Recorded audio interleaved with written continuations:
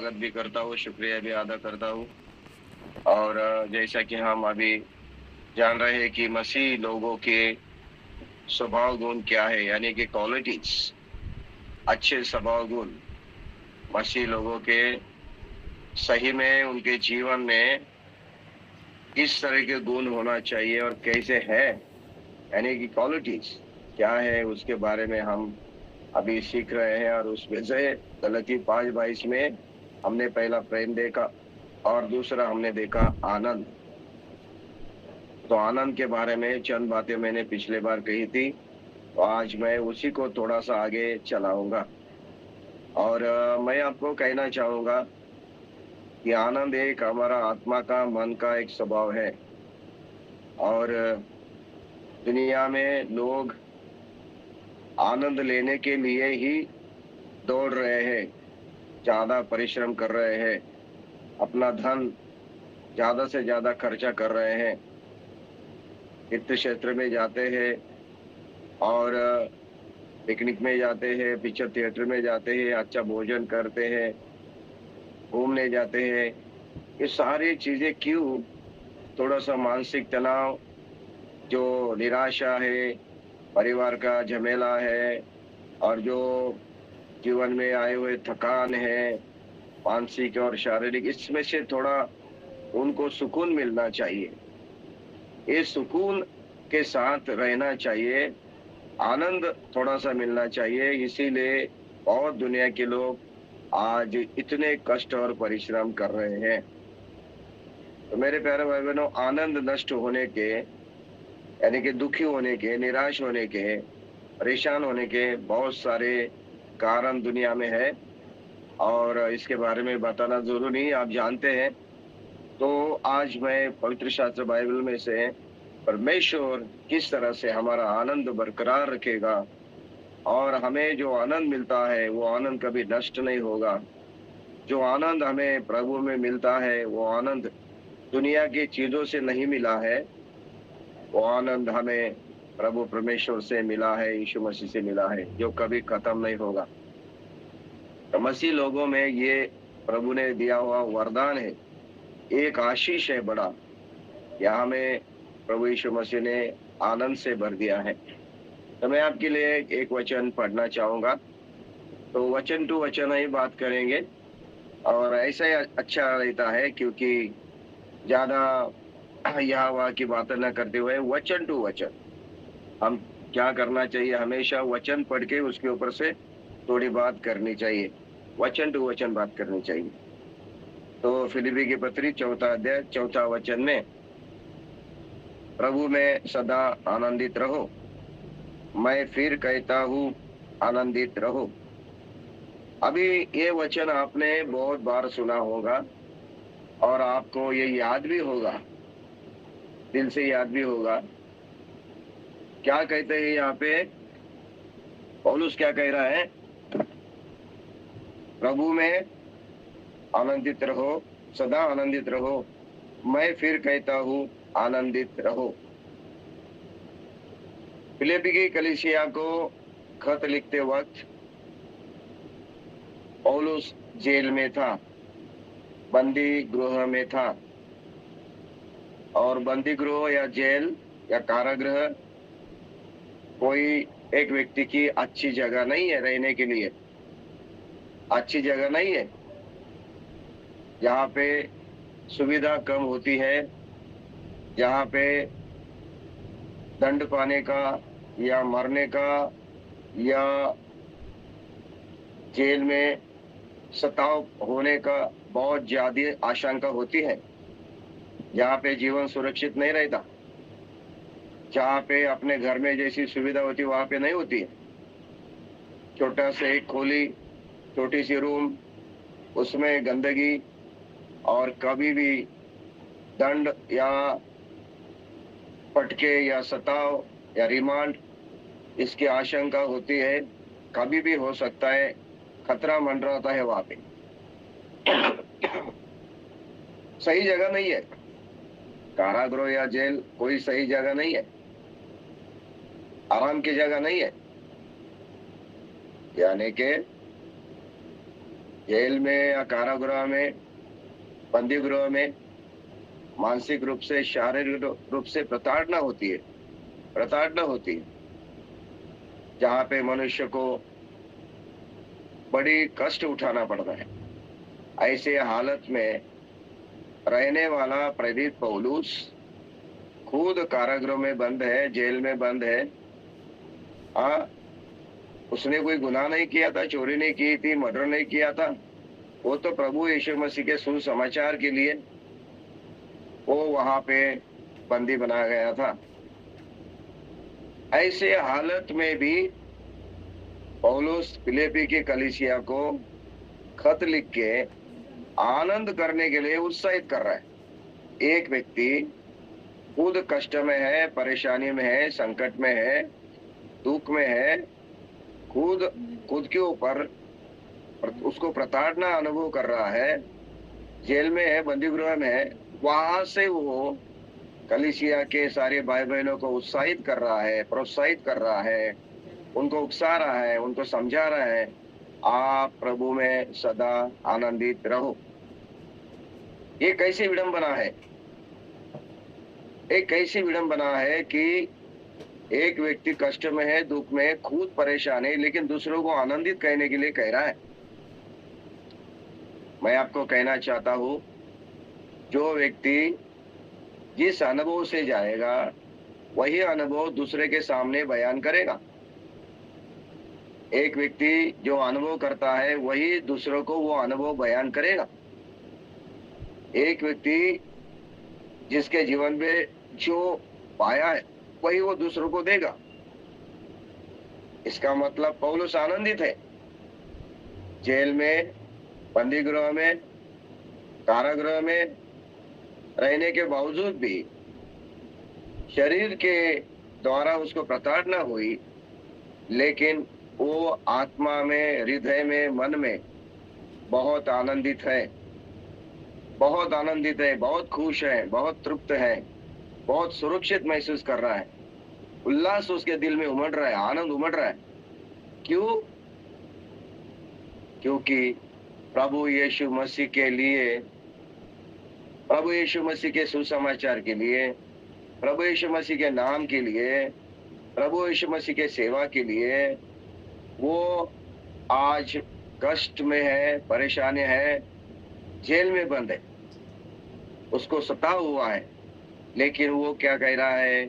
मैं सदा आनंदित हूँ, आप भी आनंदित रहे।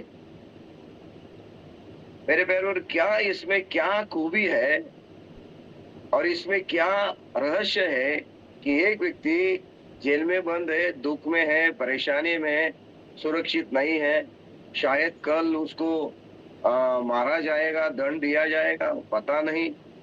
ऐसे हालत में एक व्यक्ति यीशु मसीह में आनंद रहो, आनंदित रहो कहता है, खुद आनंदित है। ये क्या उसमें रहस्य है? तो मुझे मेरे आत्मा के प्रकाशन के अनुसार मैं आपके सामने ये कहना चाहता हूँ, क्योंकि प्रेरित पौलुस ने प्रभु में आनंदित रहने के लिए इसीलिए वो बताया है, और वो खुद प्रभु में आनंदित है कि उसको प्रभु यीशु मसीह के बारे में सही तरह से पहचान हो गई है। यीशु मसीह को उसने सही तरह से जाना है, यीशु मसीह को सही तरह से पहचाना है, यीशु मसीह को सही तरह से समझा है। यीशु मसीह कौन है, किस लिए आया है, और उसने क्या किया है, और वो क्या करने वाला है, ये सारी बातें उसने अनुभव की है, समझा है। जिंदा यीशु मसीह को उसने देखा है, यीशु मसीह का प्यार, यीशु मसीह का सामर्थ्य, यीशु मसीह का उद्धार उसने अनुभव किया है। और सबसे बड़ी बात, उसको ये मालूम था कि यह यीशु मसीह जो जिसके ऊपर मैंने विश्वास किया है, जिसके लिए मैं जेल में और कारागृह में बंद है, वो यीशु मसीह आज क्या ना कल महिमा के साथ दुनिया में दोबारा आने वाला है।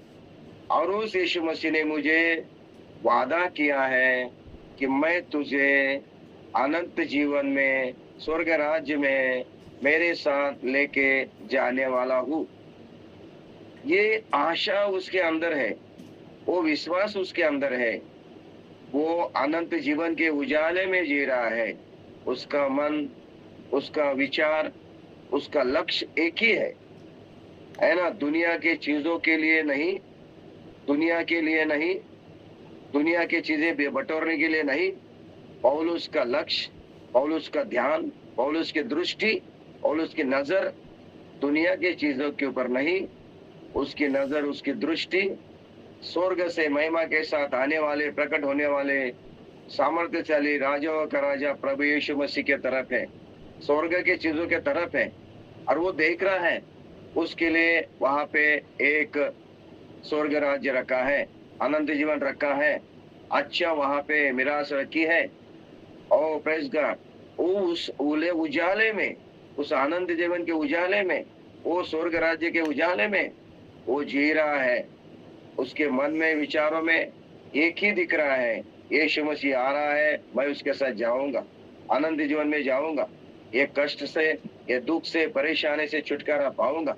और मेरे लिए वहां पे एक मिराज रखी है, एक अच्छा जीवन रखा है, आनंद जीवन रखा है। उस उजाले में वो जी रहा है। इसीलिए धरती के ऊपर जितने भी कष्ट और परेशानी, दुख आ रहे हैं, उसको वो आनंद से सहन कर रहा है। उसको मालूम है एक दिन मैं यहाँ से निकलूंगा। हम फिलिपी की पत्री में जाएंगे। आपको समझ में आ रहा है क्या मैं क्या कह रहा हूँ?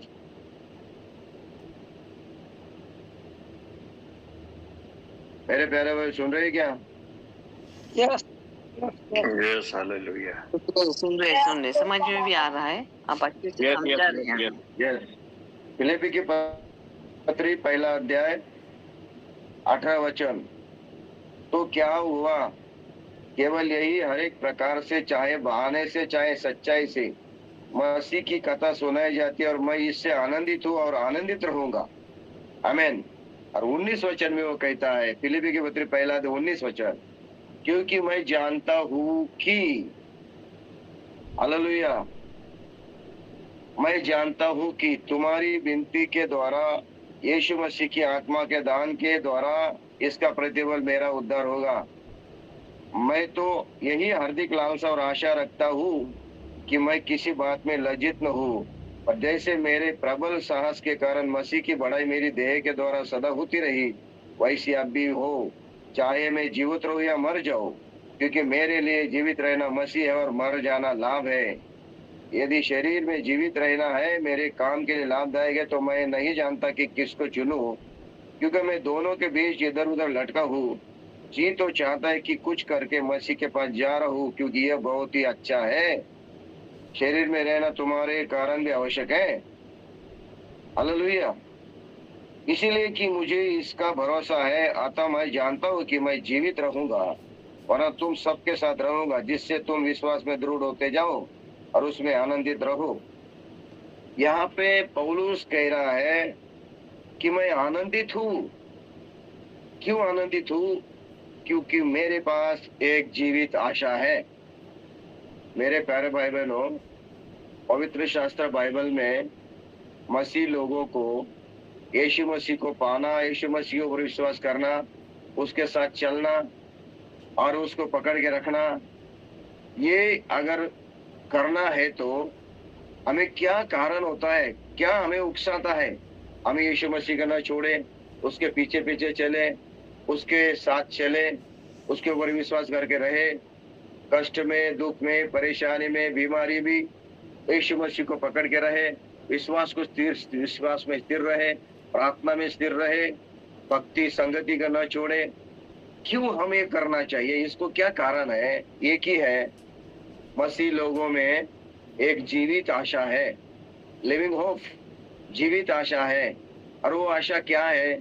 कि मेरा प्रभु आएगा, यीशु मसीह आएगा, मेरा उद्धार करने वाला आएगा, मेरा राजाओं का राजा आएगा, परमेश्वर का बेटा आएगा, सेनाओं के साथ आएगा और मुझे यहाँ से लेके जाएगा, हालेलुया। और मैं उसके संग हमेशा के लिए रहूंगा। वहां पे ना दुख होगा, ना कष्ट होगा, परेशानी होगा।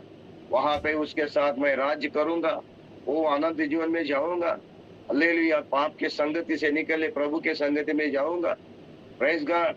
ये जीवित आशा हर एक मसीह के जीवन में है, तो हर एक व्यक्ति को ये आशा लगी है, तो हर एक व्यक्ति मसीह के जीवन में ये आशा से जी रहे तो वो लोग दुनिया के सारे कष्ट, परेशानी, बीमारी को डरते नहीं है, मरने को भी डरते नहीं है, सताव को भी डरते नहीं है, किसी तकलीफ को डरते नहीं है। उनको मालूम है ये जो हमारा संकट है ये क्षण भर का है, ये जो दुख है ये क्षण भर का है, ये चुटकी में खत्म होने वाला है।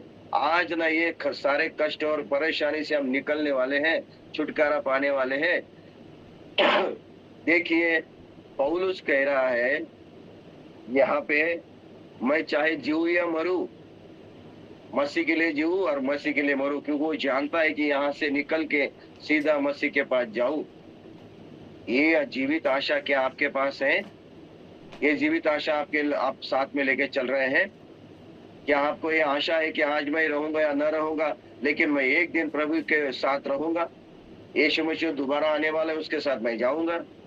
ये जीवित आशा प्राप्त कोई व्यक्ति, जीवित आशा में जी रहा व्यक्ति, यीशु मसीह आएगा ये विश्वास करके आशा में जी रहा व्यक्ति, एक मसीह के हृदय में हमेशा आनंद रहेगा।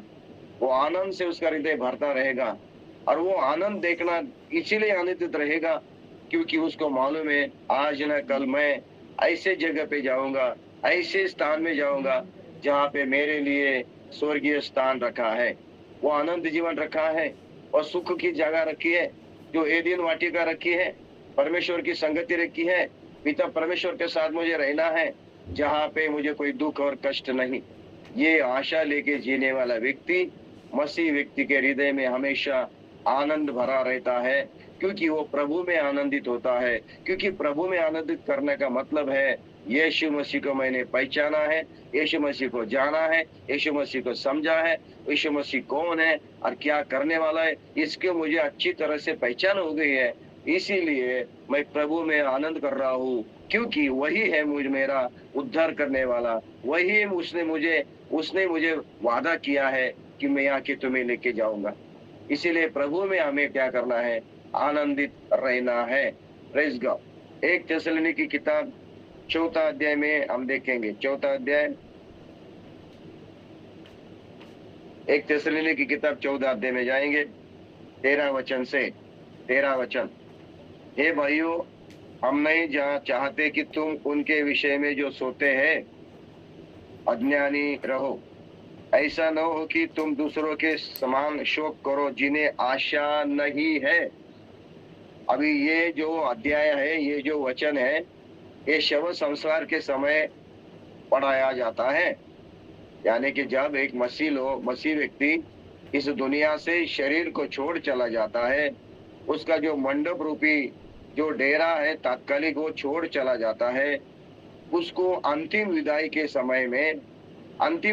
समय में जब उसको कब्र में या मिट्टी में डाला जाता है, उस समय ये वचन प्रभु के दास लोग पढ़ते हैं और ये वचन जो है आशा का वचन है, आशा का वचन है। यहाँ पे लिखा है, ये भाइयों, हम नहीं जानते कि तुम उनके विषय में जो सोते हैं।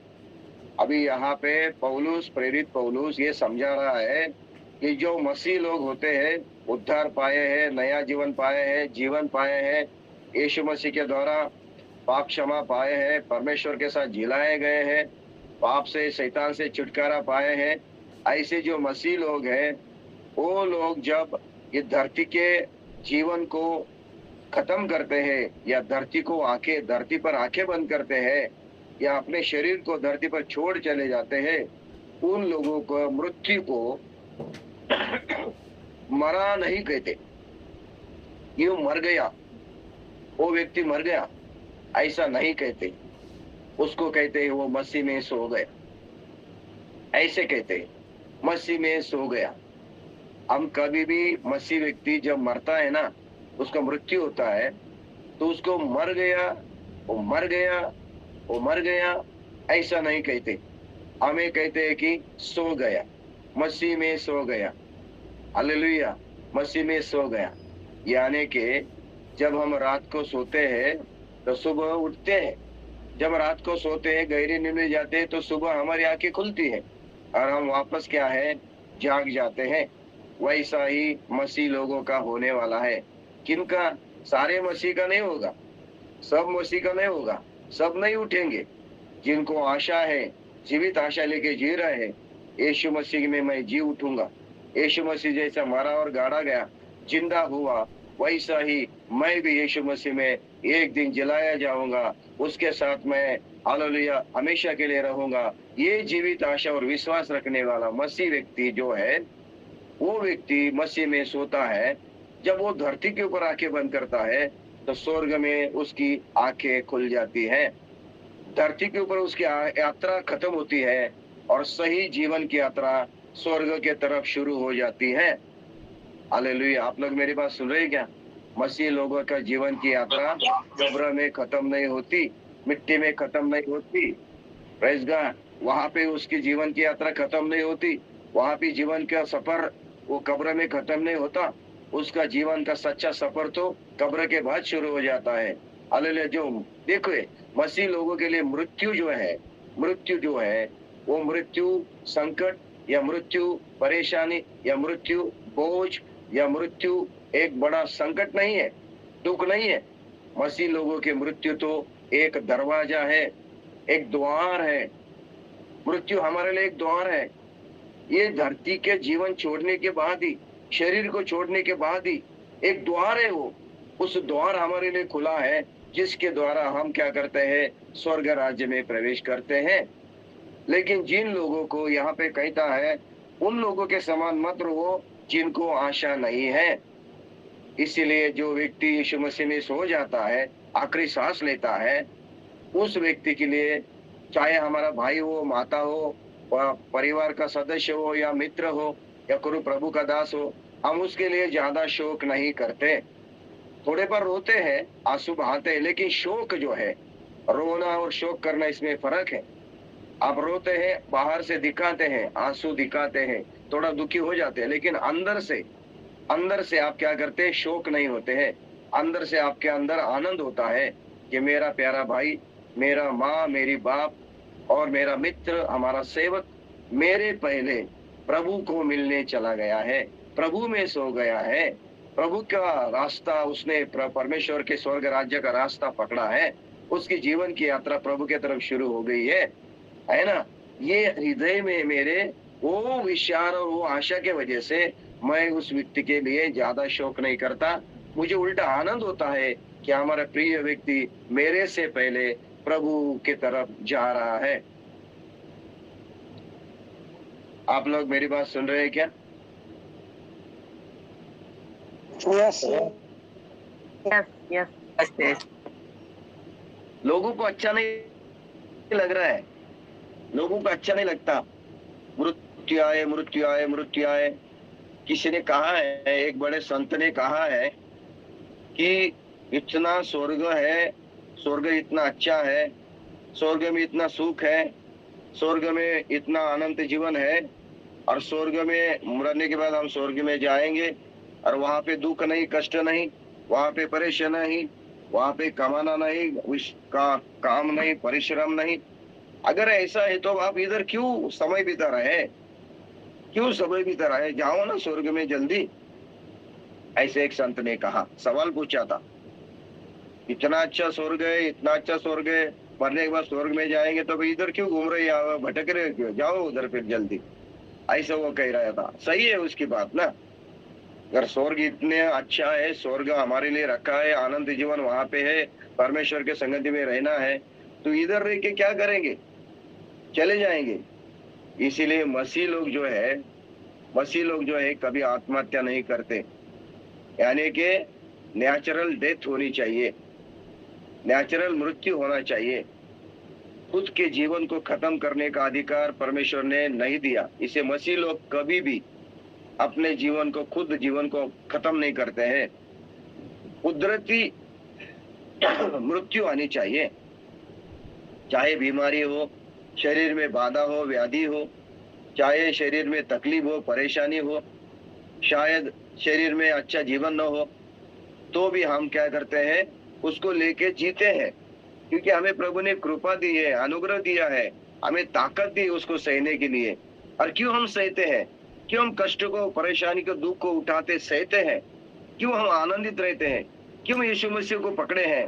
क्यों विश्वास में स्थिर है, क्यों प्रार्थना में स्थिर है, शरीर में बीमारी है, तकलीफ है, फिर भी मैं क्यों यीशु मसीह को पकड़े हुआ हूँ? क्योंकि मुझे एक आशा है, चाहे शरीर में रहूं या न रहूं, एक दिन मेरा उद्धार होगा। एक दिन मैं इस झमेले से, इस परेशानी से निकल के मेरे प्रभु के साथ मैं जाऊंगा, जहाँ पे मुझे ये शरीर नहीं, महिमा का शरीर मिलेगा, जिसकी ओर मृत्यु का कोई अधिकार नहीं, बीमारी का अधिकार नहीं, जहाँ पे नाश होने का अधिकार नहीं, वहाँ पे नश्वरता नहीं, वहाँ पे अमरता मुझे मिली है, जहाँ पे मैं कभी मरूंगा नहीं, जहाँ पे मैं अनंत जीवन पाऊंगा।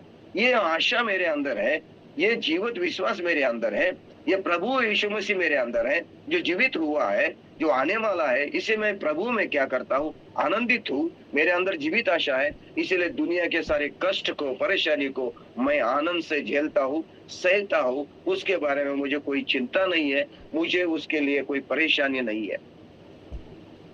आप समझ रहे हैं क्या? क्योंकि मसीह जीवन धरती के ऊपर इतना आसान नहीं है। यीशु मसीह के साथ चलना, विश्वास करना, यीशु मसीह को पकड़ के रहना, यीशु मसीह का चेला बनना, यीशु मसीह का विश्वासी बनना और यीशु मसीह के रास्ते पे चलना आसान नहीं है। इस जीवन यात्रा में बड़ी परेशानी, कठिनाई, संकट और बहुत कुछ है। इस्राएल लोग जब कनान मिस्र देश से निकले, कनान देश की तरफ चलने के लिए उनके जीवन में बड़ी बाधाएं आ गई, उनके जीवन में संकट आया, परेशानी आ गई, उनको शत्रु ने घेरा, बहुत रुकावटें उनके सामने आ गई, रोटी नहीं, पानी नहीं, बड़ी परेशानी से उनको गुजरना पड़ा।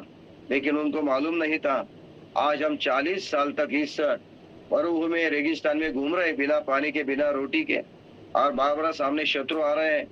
उनको मालूम नहीं था ये तो कष्ट क्षण भर के है, लेकिन उसके बाद हमें दूध और मध यानी कि दूध और शहद का देश हमें मिलने वाला है, वहां पे हमें जाना है। वो लक्ष्य उनका था, लेकिन बहुत सारे भूल गए, बहुत सारे वो लक्ष्य को भूल गए। सिर्फ उनको तात्कालिक सुख चाहिए था, रोटी नहीं, रोटी नहीं, पानी नहीं, पानी नहीं। यहाँ पे मरने के लिए बुलाया, क्या क्या धूप है, क्या कितना धूप है। परमेश्वर ने उनको इसीलिए निकाला ताकि उनको एक अच्छा देश दे। वैसा ही नए नियम में विश्वास पाया, उद्धार पाया एक मसीह व्यक्ति के लिए ये जीवन की यात्रा में बड़ी कठिनाई है, परेशानी है कि नहीं? कष्ट है, संकट है, बीमारी है, सताव है, दुख है, विरोध है, निराशा है, ये सब कुछ आएगा। लेकिन इसका अंत जो है, ये क्षण भर का है दुख, इसके बाद जो है हमारे लिए अंतिम मिरास मिलेगी, सुख और आनंद का एक जगह हमें मिलेगी। वही आशा लेके हम जी रहे हैं। इसीलिए पौलुस के अंदर वो आशा थी, जीवित आशा थी, विश्वास है कि मैं वहां जाऊंगा और यीशु मसीह मुझे लेके जाएगा। इसीलिए वो हमेशा का है, आनंद से उसका हृदय भरता रहता है, आनंदित, मरने के लिए भी तैयार है, हालेलुया, जीने के लिए भी तैयार है। यही है मसीह का सबसे बड़ा क्वालिटी। वो लोग हालेलुया कष्ट में, दुख में, परेशानी में, संकट में, बीमारी में भी हृदय में आनंद से भरे रहते हैं, जीवित आशा से भरे रहते हैं, विश्वास से भरे रहते हैं। वो कहते हैं ये दुख, ये परेशानी, ये संकट कुछ नहीं मेरे लिए, ये क्षण भर का है, मेरे लिए जो रखा है वो मैं देखना चाहता हूँ, है कि नहीं? यह है मसीह लोगों का सबसे बड़ा क्वालिटी, प्रभु में आनंद करना। लेकिन आजकल ऐसा हो गया है, लोगों को सिर्फ तात्कालिक आनंद चाहिए, टेम्पररी आनंद चाहिए, है ना? जस्ट आज के लिए मुझे आनंदित है। कल किसने देखा, किसने देखा कल? सही है, कल किसने देखा? नहीं देखेंगे, शायद नहीं भी देख सकता हूँ, लेकिन आज का दिन मेरा है। खाओ पियो मौज मस्ती करो। ऐसा ही नूह के जमाने में हो रहा था। नूह के जमाने भी नूह ने प्रचार किया, सुसमाचार सुनाया, चलो बारिश आई, बाढ़ आएगी, सब नाश हो जाएगा, परमेश्वर न्याय करने वाला है, आओ मेरे साथ, हालेलुया, इस संदूक में यानी कि इस जहाज में आओ और अपने को बचाव करो, छुटकारा पाओ। लेकिन लोग खाते पीते रहे, मौज मस्ती करते रहे और शादी करवाते रहे, घर बांधते रहे, और जो उसको करना है उसमें इतने बिजी हो गए, व्यस्त हो गए। उनको लगा ये नूह पागल हो गया है और वो लोग उसके तरफ हंसने लगे और वो खुद क्या है ऐसे जी रहे थे जैसे वो अपने मस्ती में थे। आज भी वैसा ही हो रहा है ना, आज भी वैसा ही हो रहा है। ऐसा आज भी वही मंजर है, आज भी वही मंजर हमें दिख रहा है, हमें वही चित्र दिख रहा है दुनिया में। हम आराधना कर रहे हैं, भक्ति कर रहे हैं, प्रार्थना कर रहे हैं। देखो, जब दुनिया सो रही है, दुनिया जब अपने अपने निजी जीवन के लिए व्यस्त है, जब दुनिया के लोग अपने अपने निजी जीवन के लिए परिश्रम कर रहे हैं, उसी समय हम 1 घंटा 1-1.5 घंटा यहाँ पे आके इस मंच के पास आके हम प्रभु के पास बैठे हैं। जबकि हम आराधना कर रहे हैं, भक्ति कर रहे हैं, प्रार्थना कर रहे हैं, वचन सुन रहे हैं और परमेश्वर के संगति में बैठ के हम ध्यान मनन कर रहे हैं, उसी समय हजारों करोड़ों लोग अपने जीवन में व्यस्त हैं। चाय पीने में, खाना में, सोने में, आराम करने में और नाश्ता करने में, ब्रेकफास्ट करने में, इधर उधर जाने में व्यस्त है। उनको कोई लेना देना नहीं है कि कल मेरा क्या होगा। लेकिन हमें आशा मिली है, हमें विश्वास है कि कल मेरा क्या होगा। इसीलिए हम दुनिया से निकल के यहाँ पे आए हैं। तो मेरे प्यारे भाई, आज भी वही मंजर है, आज भी वही चित्र है, अभी वही नजारा हमें नजर आता है कि सब लोग खाए पिए मौज मस्ती कर रहे हैं, लेकिन किसी को सुसमाचार सुनना है, यीशु मसीह है, ऊपर विश्वास करना है, उद्धार पाना है, कुछ लेना देना नहीं है। तो मेरे प्यारे भाई ने आपको कहना चाहता हूँ, हमारे पास वो आशा है और हम यीशु मसीह को आने का इंतजार कर रहे हैं। उस आशा से भरा हुआ व्यक्ति हमेशा आनंदित रहेगा, हमेशा आनंदित रहेगा। दुनिया के कष्ट और दुख को उसको कुछ नहीं लगेंगे, कुछ नहीं परेशानी उसको लगेगी। यही पौलुस फिलिप्पी कलीसिया को कह रहा है, प्रभु में हमेशा आनंदित रहो। आप लोग मेरी बात सुन रहे हैं क्या? हमारा आनंद प्रभु में रहना चाहिए, यीशु में हमारा आनंद रहना चाहिए। हालेलुया। दुनिया के चीजों में हमें आनंद नहीं लेना है। पिक्चर के गाने सुनना या फिर फिल्मी म्यूजिक सुनना या फिर वो फिल्म देखना या फिर पिकनिक जाना या फिर छुट्टी पे जाना या फिर गार्डन में जाना या फिर समंदर के बीच पे जाके वहां पे मौज मस्ती करना, ये सारे बातें जो है मसीह लोग अगर करेंगे तो मुझे लगता है कि ठीक है, आप करो, आपको अच्छा लगता है, चलो नजारा देखो, कुदरत देखो। मुझे लगता है इसकी क्या जरूरत हमें ज्यादा नहीं है। अगर मेरे अंदर, हृदय के अंदर बहुत आनंद है, खुशी है, मैं आनंदित हूँ, मुझे टेंशन नहीं है, मैं तनाव से मुक्त हूँ, मेरे हृदय में प्रभु बैठा है और मैं हमेशा जीवित आशा रख के मेरे हृदय में शांति बनी रहे प्रभु की, प्रभु ने मेरे हृदय में आनंद रखा है, तो मुझे इसकी जरूरत नहीं है क्या नहीं? खाली पीले क्यों जाए, खाली पीले क्यों पैसा खर्च करे, खाली पी क्यों समय बर्बाद करे, खाली पीले क्यों दुनिया के लोगों के साथ चले, मुझे इसकी जरूरत नहीं है। Hallelujah.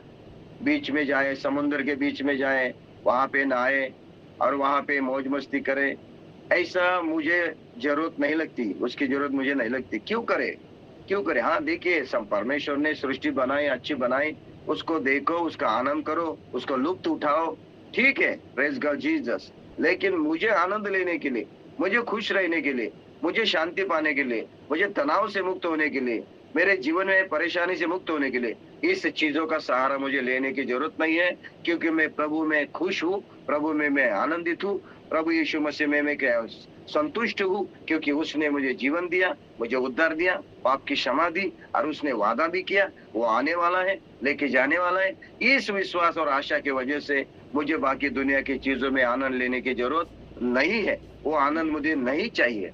Praise God Jesus. Hallelujah. आप क्या कहते हो, सही है गलत है? हा? आप क्या कहते हो, करना चाहिए? सही गलत है? जी नहीं करना चाहिए, नहीं करना चाहिए। वैसे प्रभु में आनंदित रहना चाहिए। मैं क्या कहता हूँ, आप करो मत, मैं नहीं कह रहा हूँ, लेकिन आप सोचो आप कितने समय बर्बाद करते हो, कितना समय, कितने दिन आप उसमें बर्बाद करते हो, क्योंकि समय बुरे हैं। बाइबल कहती है, एफिसी की पत्री में जाएंगे, एफिसी की पत्री में देखो क्या पौलुस क्या कह रहा है। ये 2024 साल पहले लिखा हुआ वचन है और उस वचन को अभी 2024 साल हुए हैं, कलीसियाओं को लिखा हुआ वचन है और 2024 साल हुए हैं उस वचन को लिखते वक्त, यानी कि उस समय 2024 साल पहले समय बुरा था, और उसके बाद अभी का समय देखो, अभी का समय उससे भी ज्यादा बुरा है। Praise the lord Jesus. मैं आपके साथ ये वचन बांटना चाहूंगा। हालेलुया। एफिसी की पत्री, और मुझे लगता है एफिसी की पत्री मुझे लगता है 4था अध्याय है या यस, आमीन। उसमें हमें देखता है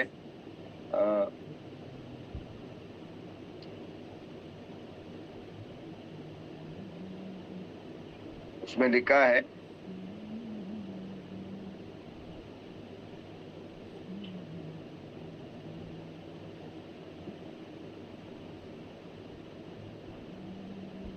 और वचन मैं पढ़ा है उसमें है वो, और उसमें लिखा है कि समय बुरा है, ऐसा वहां पे लिखा है, एफिसी की पत्री में है, प्रेज द लॉर्ड 4थे अध्याय में।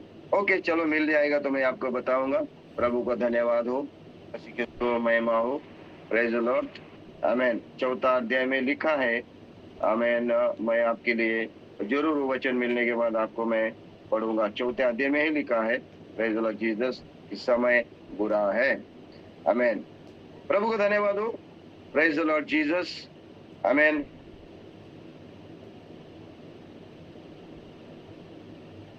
ओके, तो ये समय जो है हमारे लिए अच्छा नहीं है।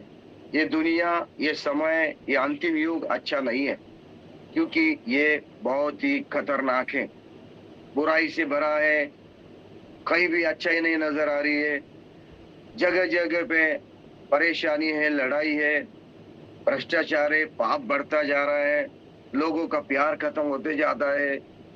ऐसे बुरे समय में हमें उनके साथ नहीं चलना है, हमें समय को बर्बाद नहीं करना है। जितना समय हो मिले उतना समय हमें प्रभु के संगति में, प्रार्थना में, भक्ति में लोलीन रहना है, तत्पर रहना है, संगति में तत्पर रहना है, विश्वास में बढ़ना है, वचन में बढ़ना है, सुसमाचार सुनाना है, गवाही देना है, आत्माओं को जीतना है, परमेश्वर का राज के लिए कष्ट करना है, प्रचार करना है, जितना हो सके। हालेलुया। समय को हम बर्बाद नहीं करते, इसीलिए ज्यादातर इंस्टाग्राम, व्हाट्सएप, यूट्यूब और इसमें मैं देखता हूँ, लेकिन क्या देखता हूँ, लोगों के प्रचार देखता हूँ, कोई ऐसे न्यूज देखता हूँ, कुछ ऐसे अनुभव देखता हूँ, दुनिया में हो रही घटनाओं को जानता हूँ। हालेलुया। तो मेरे प्यारे भाई बहन, हमें समय को मेंटेन करना चाहिए, और बहुत सारे लोग ज्यादातर नींद में समय बिताते खराब करते हैं। तो मेरे प्यारे भाई बहनों, इसीलिए हमें प्रभु में आनंद करना है, तो हमें बाकी चीजों में आनंद लेने की कोई जरूरत नहीं है, मुझे ऐसा लगता है। Praise the lord Jesus. प्रभु को धन्यवाद हो। और एक वचन मैं आपके लिए पढ़ना चाहूंगा। मेरे पास 14 मिनट है, और उसके उस 14 मिनट में और भी बातें मैं आपसे करूंगा। आपको अच्छा लग रहा है कि आज का प्रचार? जी हाँ, जी हाँ। यस यस जी हाँ जी हाँ, बहुत अच्छा। हाँ, है क्या ना? वास्तविक वास्तविक बातें मैं आपके सामने रख रहा हूँ, जो हमें जरूरत है ना? कथा, कहानियां, कल्पना या कोई ऐसी बातें जो है ही नहीं अस्तित्व में, उसके बारे में क्यों बात करें? जो बात हुई ही नहीं है, जो बात घटी ही नहीं है, जो बात अस्तित्व में नहीं है, उसके बारे में बात करना कोई फायदे के नहीं, और जरूरत भी नहीं है। जो वास्तविक बातें हमारे जीवन के लिए है, उसी को हमें बयान करना चाहिए, हमें उकसाना चाहिए, एक दूसरे को एनकरेज करना चाहिए, समझाना चाहिए। Praise the Lord. यही हमारी जिम्मेदारी है, और वही मैं जिम्मेदारी आपके सामने रख रहा हूँ, कर रहा हूँ। Praise the lord Jesus. मेरा विश्वास है कि आपके जीवन में अभी हालेलुया आनंद और आशा बढ़ती गई है, और हमें किस में आनंद करना है, क्यों आनंद करना है, इसका भी कारण मैंने आपको बताया गया है। Praise the lord Jesus. एक वचन मैं आपके लिए पढ़ना चाहूंगा, उसके बाद आगे जाएंगे। प्रभु का धन्यवाद हो, प्रभु की स्तुति हो। याकूब की पत्री पहला अध्याय, याकूब की पत्री पहला अध्याय और उसका दूसरा वचन। हे मेरे भाइयों, जब तुम नाना प्रकार की परीक्षाओं में पढ़ो तो इसके पूरे आनंद की बात समझो, यह जानकर कि तुम्हारे विश्वास के परखे जाने से धीरज उत्पन्न होता है, और धीरज को अपना पूरा काम करने दो कि तुम पूरे और सिद्ध हो जाओ, तुम में किसी बात की घटी न हो। यहाँ पे दो बातें मैं आपके सामने रखना चाहूंगा इस वचन में से। पहली बात यहाँ पे रख रहा है, नाना परीक्षा में पढ़ो तो इसका पूरे आनंद की बात समझो। और दूसरी बात, क्यों हमें ऐसे समझे, तो वहां पे लिखा है कि सिद्ध हो जाओ, तुम पूरे और सिद्ध हो जाओ। दो बातें हैं यहाँ पे। पहली बात उसने कहा है कि परीक्षाओं में पढ़ो तो आप उसको आनंद की बात समझो। दुनिया के लोगों के लिए हर नाना परीक्षा में जब पढ़ जाते हैं तो वो गिर जाते हैं, रोते हैं, दुख करते हैं, कुड़कुड़ाते हैं, निराश हो जाते हैं, और फिर आखिर में वो क्या करता है, जीवन खत्म करने का, समाप्त करने का निर्णय लेते हैं। उनको कल की आशा नहीं है, कल क्या होगा मालूम नहीं है, कहाँ मैं जाऊंगा मालूम नहीं। उनको ये सिर्फ मालूम होता है आज मैं मरने जा रहा हूँ। लेकिन मसीह लोगों के लिए ऐसी बात नहीं है। मसीह लोग, आज मैं आपको कहना चाहता हूँ, वो लोग परीक्षाओं में पढ़े, नाना परीक्षाओं में पढ़े तो भी इसकी आनंद की बात समझते हैं। क्यों मालूम है? क्योंकि परीक्षाओं में पढ़ने के बाद वो आनंद से उसको झेलते हैं, सहते हैं, क्योंकि उनके अंदर एक धीरज आता है। और धीरज क्यों आता है, क्यों धीरज रखते हैं, यही वापस मैं आपको कहना चाहता हूँ कि उनको मालूम है ये तो क्षण भर का है, ये परीक्षा क्षण भर की है, इसके बाद मेरे लिए स्वर्ग में एक बड़ा आनंद रखा है। यीशु मसीह आने वाला है, वहां मुझे लेके जाएगा, जीवित आशा मेरे अंदर है। इसीलिए उस यीशु मसीह के साथ जाने के लिए मुझे सिद्ध होना है। यही तो कलीसिया का काम है, पास्टर का काम तो यही होता है ना। आप लोग मेरी बात सुन रहे हैं क्या? एक पास्टर का काम कलीसिया का चलाना सिर्फ नहीं होता है, कलीसिया में आया हुआ दान दशम सिर्फ बटोरना नहीं होता है, कलीसिया में सिर्फ अपने आप को कलीसिया का मालिक बन के रहना नहीं होता है। एक पास्टर का काम सिर्फ कलीसिया को हालेलुया अधिकार जताना नहीं होता है। एक पास्टर का काम सिर्फ कलीसिया के ऊपर हालेलुया अपना जीवन को हालेलुया आना सुख में बदलना नहीं होता है। एक पास्टर का काम सिर्फ कलीसिया का फायदा उठाना नहीं होता है। एक पास्टर का काम होता है कि कलीसिया के लोगों को और कलीसिया को यीशु मसीह जो दोबारा आने वाला है उसके साथ आने के लिए सिद्ध बनाना। आप समझ रहे हैं क्या? नरेंद्र भाई माइक बंद करो आपका प्लीज। नरेंद्र माइक, आपका माइक चालू है, बंद करो। एक पास्टर का काम, एक सेवक का काम क्या है? कलीसिया के और कलीसिया को और लोगों को प्रभु यीशु मसीह दोबारा आने वाला है उसके साथ जाने के लिए सिद्ध बनाना, तैयार करना है कि नहीं? यही तो उसका लक्ष्य होना चाहिए। आप लोग मेरे साथ है क्या? प्रेज गॉड जीसस, आमीन। Praise the Lord. मैं आपके लिए एक वचन पढ़ूंगा, उसके बाद मैं प्रार्थना करना चाहूंगा। दूसरे कोरिन्थी की पत्री और 11 अध्याय में, यदि तुम मेरी 11 अध्याय का पहला वचन, दूसरे कोरिन्थी 11 अध्याय पहला वचन, यदि तुम मेरी थोड़ी सी मूर्खता सह लेते हो तो क्या भला होता। हाँ, मेरी सही भी लो, क्योंकि मैं तुम्हारे विषय में ईश्वरीय धुन लगाता रहता हूँ। इसीलिए कि मैंने एक ही पुरुष तुम्हारी बात चलाई कि तुम्हें पवित्र कुमारी के समान मसीह को सौंप दूं। पौलुस को एक ही धुन थी, एक ही धुन में था वो। आज संडे में कितना दान मिलेगा, कितना ऑफरिंग मिलेगा, कितना दशांश मिलेगा, कितना पैसा मिलेगा, कितने मदद मिलेगी, ये धुन नहीं थी। पास्टर पौलुस को, पास्टर जो पौलुस था, पौलुस जो पास्टर था, सेवक था, उसको ये धुन नहीं थी कि आज कलीसिया के लोग क्या दान देंगे, क्या ऑफरिंग देंगे, कितना दशम देंगे, हम काउंट करेंगे। इतना हो गया उतना हो गया, ये धुन में नहीं था वो। उसकी धुन क्या थी, उसकी चाहत क्या थी, उसकी जिम्मेदारी क्या थी? ये थी कि कलीसिया के लोगों को, विश्वासी लोगों को यीशु मसीह के सामने कुंवारी के जैसे सादर करूं, हालेलुया, उनको सिद्ध बनाऊं, उसको तैयार करूं आत्मिक रूप से, ताकि वो प्रभु के संगति में चले जाए। यही तो एक सेवक की जिम्मेदारी होती है, प्रेज द लॉर्ड, पास्टर की जिम्मेदारी होती है, ना कि अधिकार जताना, मालिक बन के रहना, उनको भटकाना और उनको ऊपर हुक्म चलाना। ये बात गलत है।